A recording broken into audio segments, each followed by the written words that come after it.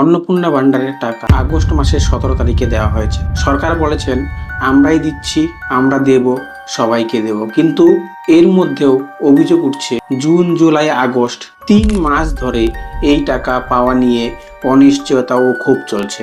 এখানে আসল প্রশ্ন টাকা দেওয়া হচ্ছে কিনা শুধু সেটা নয়, আসল প্রশ্ন হলো অন্নপূর্ণা ভান্ডার নিয়ে সমস্যাটা কোথায়। একটা সরকারের সঙ্গে ভোটারদের একটি সামাজিক চুক্তি থাকে। সরকার প্রতিশ্রুতি দেয়, মানুষ ভোট দেয়। সরকার যদি সেই প্রতিশ্রুতি রাখে তাহলে মানুষের বিশ্বাস তৈরি হয়। আগের সরকার নিয়ে মানুষের অনেক অভিযোগ ছিল, কিন্তু লক্ষ্মীর ভান্ডারের টাকা নিয়মিত পাওয়ার কারণে অনেক মহিলা সেই সরকারের সঙ্গে তাদের সম্পর্ক বজায় রেখেছিলেন। পরে বিভিন্ন ঘটনা, দুর্নীতি ও মানুষের অসন্তোষ সেই বিশ্বাসকে আঘাত করে এবং রাজনৈতিক পরিবর্তন আসে। এবার একই ধরনের সামাজিক চুক্তি বিজেপির সঙ্গে তৈরি হয়েছে। বিজেপি ক্ষমতায় আসার আগে অন্নপূর্ণা ভান্ডারের টাকা দেওয়ার প্রতিশ্রুতি দিয়েছিল।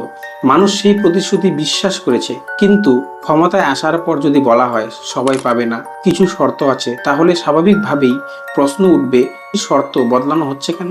ফর্ম, নতুন শর্ত, যোগ্যতা পরীক্ষা, এসব নিয়ে সাধারণ মানুষের মধ্যে আরো অনিশ্চয়তা তৈরি হচ্ছে। কেউ কেউ আবার টাকা খরচ করে ফর্ম পূরণ করছিল। তাদের প্রশ্ন খুব সহজ, যদি আমি যোগ্যই হই তাহলে বারবার আমাকে প্রমাণ দিতে হবে কেন। সরকারের যুক্তি হতে পারে ভুয়ো নাম বাদ দেওয়া এবং উপভোক্তাদের টাকা দেওয়ার জন্যই এ যাচাই। সেটা অবশ্যই করা উচিত, কিন্তু যদি সত্যি মৃত ব্যক্তি বা অযোগ্য ব্যক্তির নামে টাকা ঢোকে থাকে তাহলে সেই অনিয়মের সঙ্গে যুক্ত ব্যক্তিদের বিরুদ্ধে ব্যবস্থা কোথায়। শুধু প্রকৃত উপভোক্তাদের যদি বঞ্চিত হয় তাহলে প্রশ্ন থেকেই যায়। আরেকটা বিষয় খুব গুরুত্বপূর্ণ, অন্নপূর্ণা ভান্ডারের টাকা অনেকের কাছে শুধু ফ্রি টাকা নয়, অনেক পরিবারের কাছে এই টাকা ঔষধ কেনা, সন্তানদের পড়াশোনা, সংসারের খরচ বা ইএমআই দেওয়ার জন্যও অত্যন্ত গুরুত্বপূর্ণ।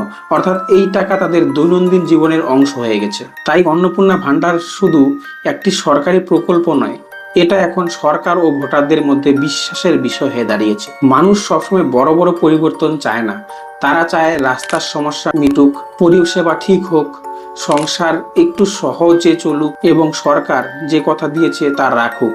সরকারের প্রতি মানুষের বিশ্বাস তৈরি হয় কাজ এবং প্রতিশ্রুতি পালনের মাধ্যমে।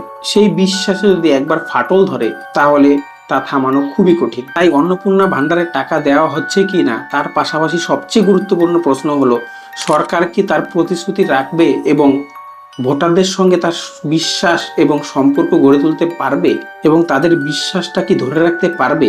তাহলে আপনার কি মত কমেন্টে অবশ্যই জানাবেন। আজকের মতো এখানে শেষ করছি। ভালো থাকুন, সুস্থ থাকুন।